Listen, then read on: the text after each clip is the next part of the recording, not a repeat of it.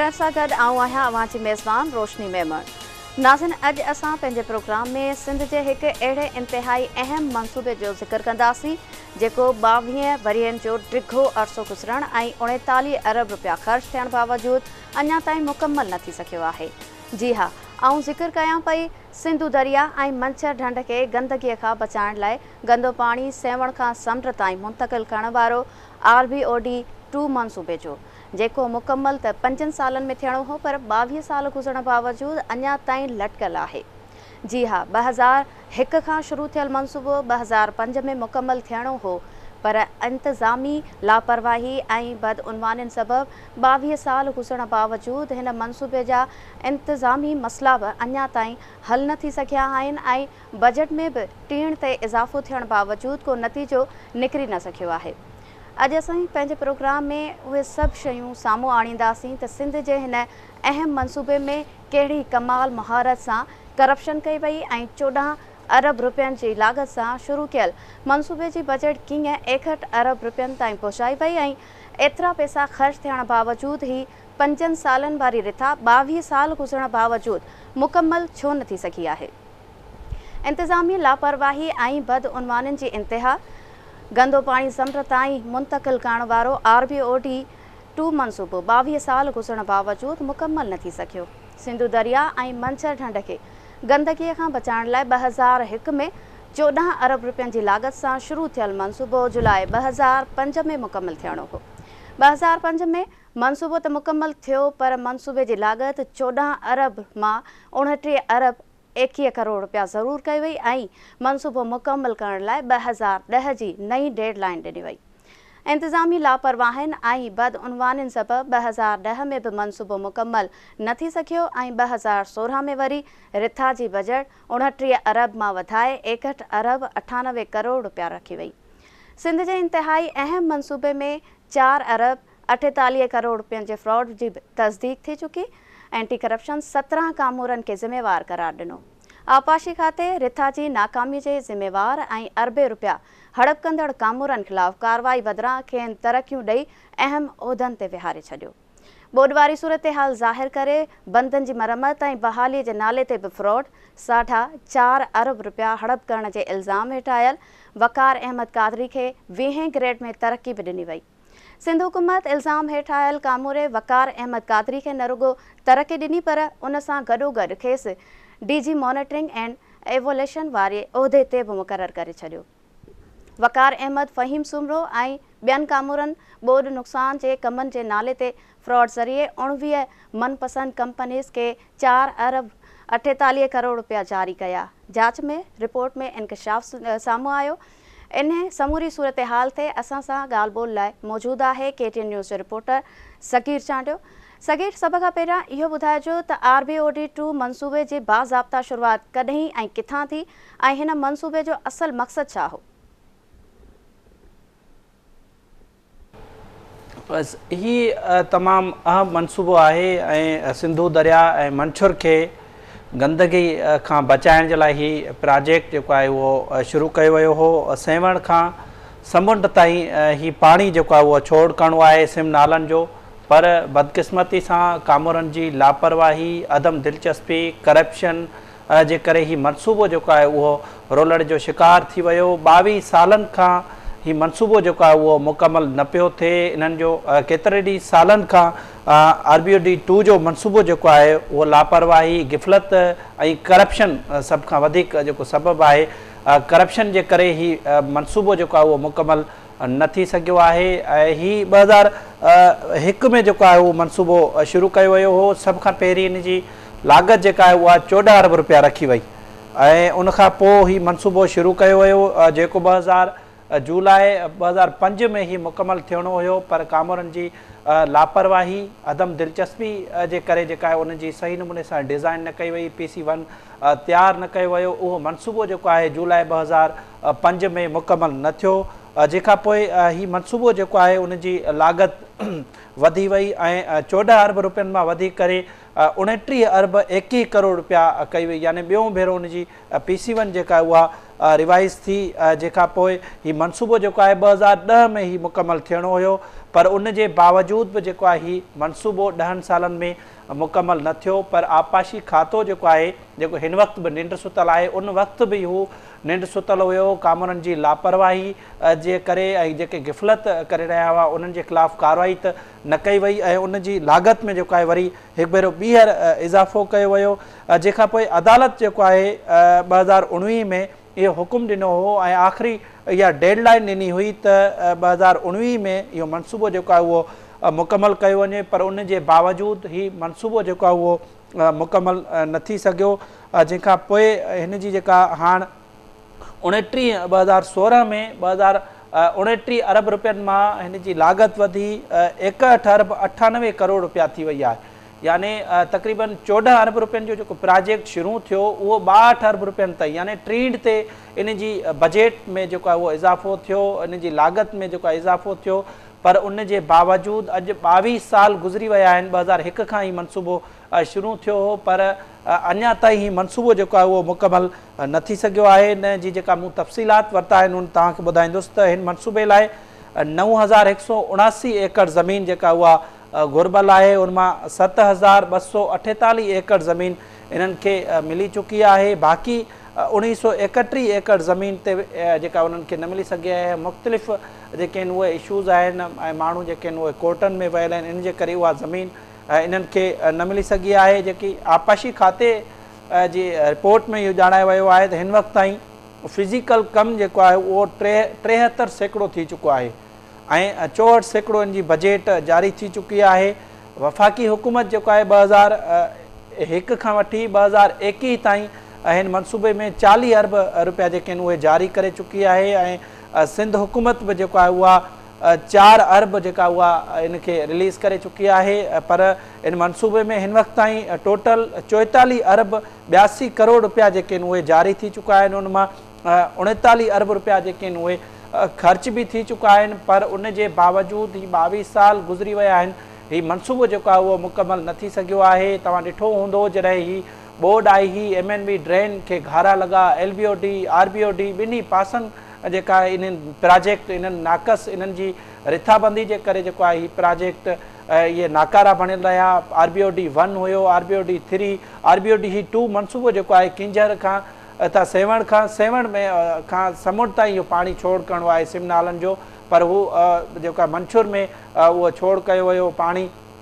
पर इन जे बावजूदु एॾी तबाही जे बावजूदु बि जेको आहे उहो आपाशी खातो ही कमु जेको आहे मनसूबे जो मुकमल करण में नाकाम वियो आहे। जी अच्छा सगीर, जीअं त अवां ॿुधायो त हीउ मनसूबो 5 सालनि में मुकमल थियणो हुआ ऐं उन जी शुरूआती लागत 14 अरब रुपया हुई।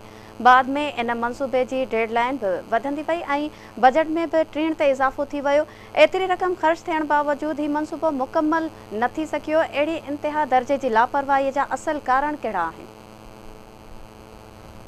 ॾिसो रोशनी, आपाशी खाते जी हमेशह लापरवाही रही आहे। तव्हां ॾिठो हूंदो त बोर्ड वारी सूरत हाल में बि जेके आहिनि उन्हनि जी पत वाइकी थी, जेके बंदनि खे घारा पइजी विया, वॾा जेके बचा बंदि जेको आहे उहो टुटी पियो ऐं MNB ड्रेन सुपरियो बंदि जेके आहिनि उहो हर साल जेका उन्हनि जी बजट रखंदा आहिनि खाटे जी मद में या बंदनि खे मज़बूत करण जे मद में जेका उहा बजट ख़र्च ही ॼाणाईंदा आहिनि, उहा असल में उते ख़र्च न आहे थींदी। इन जे करे जेके आहिनि ही प्रोजेक्ट जेके आहिनि उहे रोलट जो शिकार आहिनि। जेसि ताईं मां तव्हांखे ॿुधायुमि त हिन जी 14 अरब रुपया लागत हुई, हाणे 62 अरब रुपया हुन जी थी वई आहे।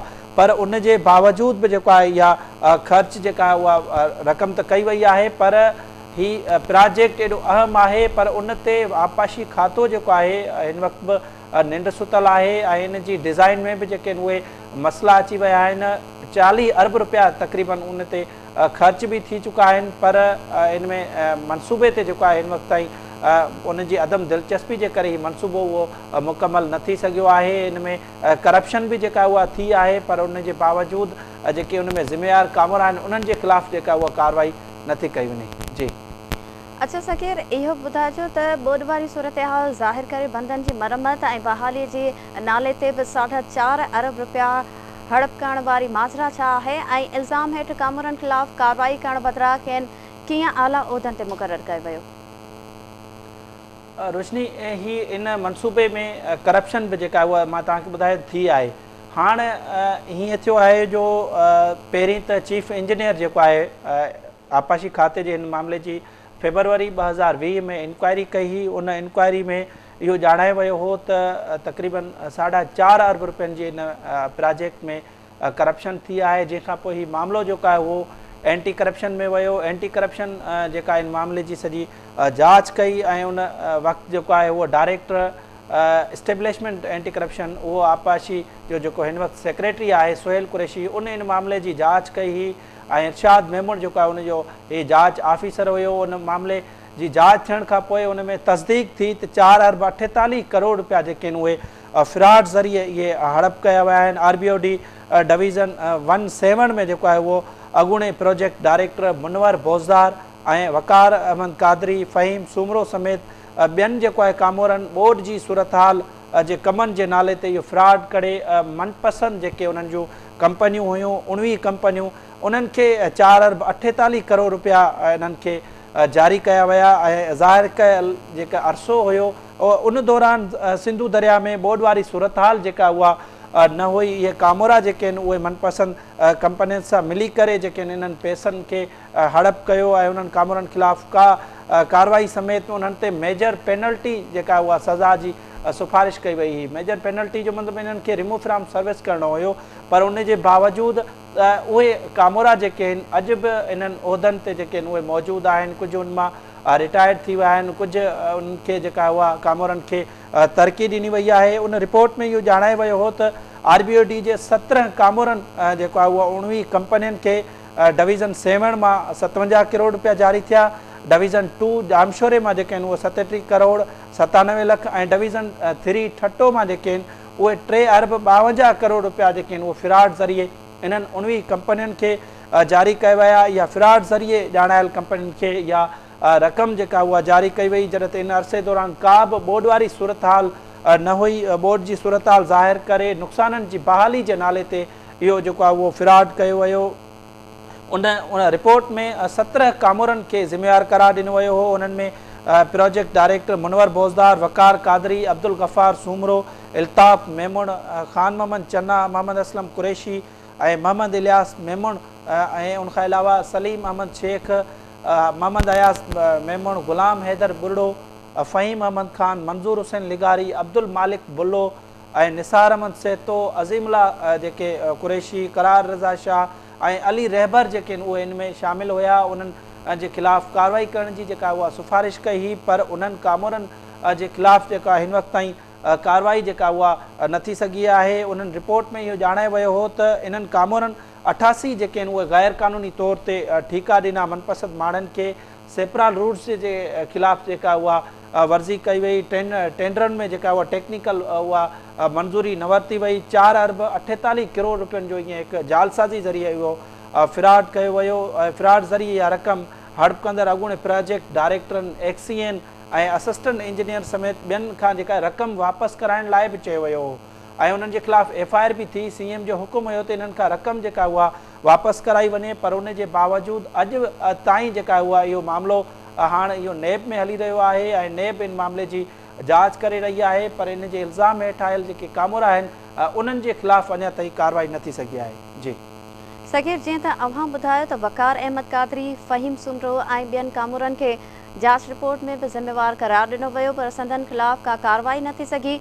इहे समूरा कामोरा हिन वक़्तु कहिड़नि कहिड़नि उहिदनि ते मौजूदु आहिनि ऐं छा हुते इहे सभु एतिरा बाअसर आहिनि जो संदनि ख़िलाफ़ को कार्रवाई करण लाइ तयारु न आहे?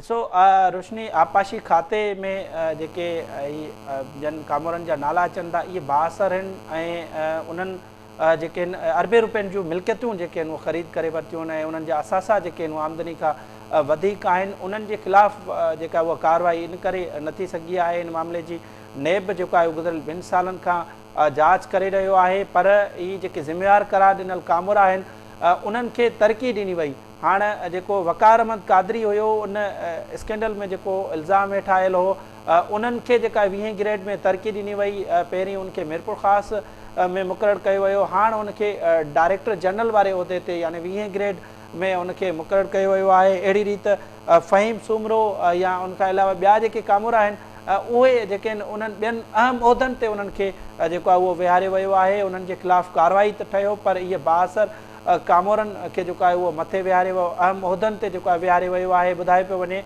त ठटे ज़िले जी हिकु अहम शख़्सियत सां उन्हनि जा वेझा तालुक़ हुजण जे करे इन्हनि माण्हुनि ते जेको आहे उन्हनि खे नवाज़ियो वियो आहे। उन्हनि खे तरक़ियूं बि ॾिनियूं वयूं आहिनि, जेके रिपोर्टूं आहिनि उहे बि जेके आहिनि उहे साइडलाइट कयूं वयूं आहिनि। जी अच्छा सगीर, सिंध जे इंतिहाई अहम मामले ते हिन मनसूबे में बदउनवानियुनि ऐं इंतिज़ामी लापरवाहियुनि वारे मामले ते अव्हां जी कंहिं लाॻापियल इख़्तियारनि सां ॻाल्हि ॿोल थी सघी आहे? उन्हनि जो छा चवणु आहे इन समूरी सूरत हाल बाबति?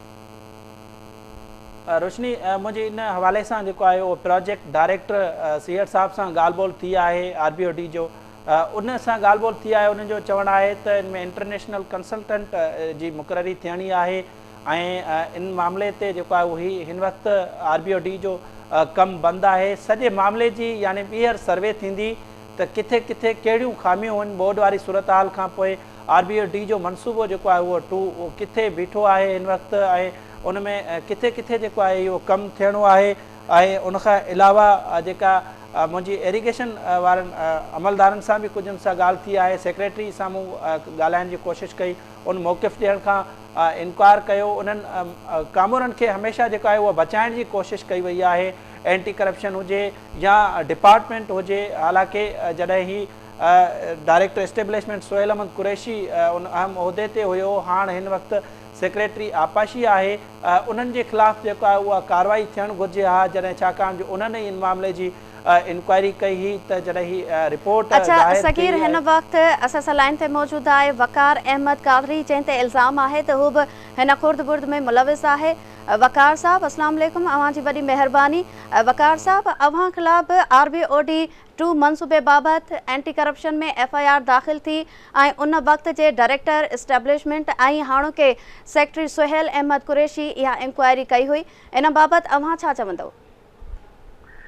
Madam, actually inquiry Sohail Ahmed Qureshi कोन कई, टेक्निकल ऑफिसर हो इरशाद अहमद मेमन, ऐं डिपार्टमेंट ने इंक्वायरी कई ज़ाहिद अहमद शेख या ज़ाहिद हुसैन शेख। वो जीअं ही रजिस्टर केसिस थिया त असां कोर्ट में एजुडिकेशन कई सी। उन्हनि ॿिन्ही इंक्वायरीज़ के कोर्ट जे जज जेको अब्दुल गफूर कलोड़ो उनजो नालो आहे, उन जज जो जेको हाणे ट्रांसफर थी आहे, उन्हनि ॿिन्ही इंक्वायरी खे बदनियती ते मुनसर कंसीडर करे ऑर्डर कयो त ॿई इंक्वायरी जेका आहिनि फेक ऐं ग़लति इंक्वायरीज़ आहिनि ऐं इन जो को बि लीगल स्टेटस कोन्हे। उहो बि ऑर्डर तव्हांजे एहसान छोकिरे खे व्हाट्सएप करे छॾे मोकिले छॾियो आहे। अच्छा वकार साहब, छा अव्हां सम्झो था त इन वक़्त जे डायरेक्टर इस्टेब्लिशमेंट ऐं हाणोके सेक्रेटरी सोहेल अहमद कुरैशी जांच में अव्हां सां ज़्यादती कई ऐं अव्हां कंहिं बि फ्रॉड में मुलविस न हुआ? सर मैडम, मां त चवां थो जॾहिं इंक्वायरी ग़लति आहे त सभिनी सां ज़्यादती थी न, को गुस्सा छा थी, सभिनी सां ज़्यादती थी। जॾहिं इंक्वायरी खे हिकिड़े कोर्ट जो जज ई मुनाफ़िक़त ते ऐं बदनियती ते ॿधल डिक्लेयर करे, मैलाफाइड इंटेंशन सां डिक्लेयर करे, ऐं उन में सुप्रीम कोर्ट जा पंहिंजा ऑर्डर्स बि आहिनि, त असां त इस्तेमालु ठीकु आहे कि किथे परसू या सू कोन कयो आहे, पर असां नथा चाहींदा वधीक कॉम्प्लिकेशन थिए, इन करे असां हिन शइ खे हला ते छॾे ॾिनो आहे, बसि हला पाणी बहितर कंदो। अच्छा वकार साहब, इहो ॿुधाइजो त जिन तव्हां ख़िलाफ़ जांच रिपोर्ट ठाही, अदालत में दाख़िल कराई, तव्हां उन्हनि ख़िलाफ़ का कार्रवाई करण लाइ चवंदव? मैडम, ॻाल्हि इहा आहे त हाणे एक्चुअली अगरि केस जॾहिं नेशनल अकाउंटेबिलिटी ब्यूरो कोर्ट में हले पियो ऐं उन में अॼु ताईं 25-26 महीननि जे बावजूदि उन्हनि को बि न रेफरेंस सबमिट कयो आहे, न को चार्जशीट सबमिट कई आहे, त हाणे हिननि अमेंडमेंट खां पोइ त इहो सॼो हुननि खे 1 साल में ट्रायल कंप्लीट करिणो आहे ऐं 6 महीननि में इंक्वायरी कंप्लीट करणी आहे। ऐं हाणे त असां डायरेक्ट टैब खे चैलेंज करे सघूं था त तव्हां अननेसेसरीली विदाउट एनी रीज़न जेको आहे शइ खे डिले पिया करायो। अच्छा वकार साहब, हीउ मामलो त नेब में बि हलंदड़ आहे, इन बावजूदि अव्हांखे 20 ग्रेड में तरक़ी ॾिनी वई आहे, छा इहो सभु कुझु कानून मूजिबि थियो आहे? मैडम बिल्कुलु कानून त इहो चए थो बिल्कुलु त कोर्ट कहिड़ी बि ट्रायल कोर्ट उन में बिल्कुलु ट्रायल जो उनखे हक़ आहे ऐं ट्राई करे सघे थी, पर ॻाल्हि इहा त ट्रायल जो टाइम फिक्स आहे साल ऐं इन जो इंक्वायरी जो टाइम आहे 6 महीना, जेको लैप्स थी चुको आहे। उनजे बावजूदि बि ढिघो छिकींदा पिया वञनि, जेको असांजी समझ खां बालातर आहे। ठीकु आहे, वॾी महिरबानी वकार अहमद कादरी साहब, अव्हां असांखे पंहिंजे प्रोग्राम में टाइम ॾिनो आहे। सगीर, अव्हां वकार अहमद कादरी साहब जी ॻाल्हि ॿोल ॿुधी, इन हवाले सां अव्हां छा चवंदव? ॾिसो रोशनी, हमेशह जेको आहे उहो तरक़ियूं कामोरनि खे ईअं मिलंदियूं आहिनि जॾहिं उन्हनि ते को केस जेको आहे उहो दाख़िल न हुजे, पर वक़ार अहमद क़ादरी समेत मुख़्तलिफ़ माण्हुनि ते जेको आहे हमेशह नवाज़ूं जेके उहे थींदियूं रहंदियूं आहिनि। ईअं ई केतिरा ई कामोरा आहिनि जेके ख़ासि माण्हुनि जा अहम माण्हू रहिया आहिनि ऐं वेझा दोस्त रहिया आहिनि, उन्हनि ते नवाज़िशूं थींदियूं रहियूं आहिनि।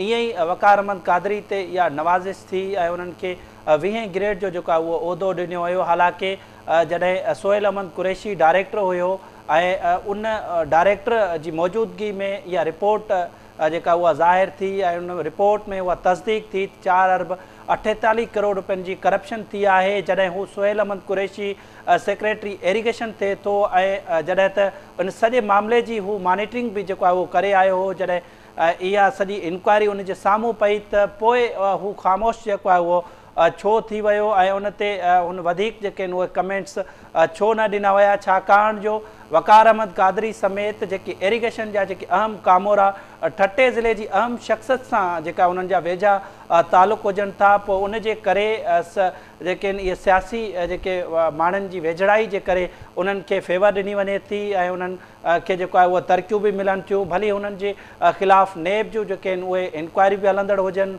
ऐं उन्हनि जे ख़िलाफ़ु जांच बि जेका उहा हलंदड़ हुजे। हालांकि उन जे ख़िलाफ़ु FIR बि थी हुई एंटी करप्शन में ऐं उनखां अलावा इरिगेशन जा एतिरा कहिड़ा ई जेके आहिनि उहे कामोरा जेके आहिनि उहे करप्शन में मुलविस आहिनि। उन जे बावजूद बि जेका आहे उन्हनि खे अहम उहिदनि ते जेको आहे उहो विहारे वञे थो।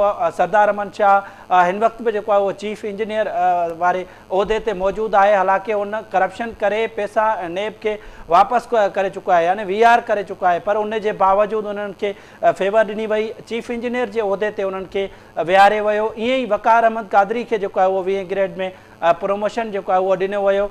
ईअं ई जेको आहे केतिरा ई मनसूबा जेके आहिनि उहे रोलड़ जो शिकार थिया आहिनि ऐं उन्हनि जी बदगुमानी जे करे अरबें रुपयनि जो जेको आहे उहो नुक़सानु थिए थो, पर उन जे बावजूदु सिंध हुकूमत जेको आहे उन मामले ते कंहिं बि क़िस्म जो नोटिस न वरितो आहे।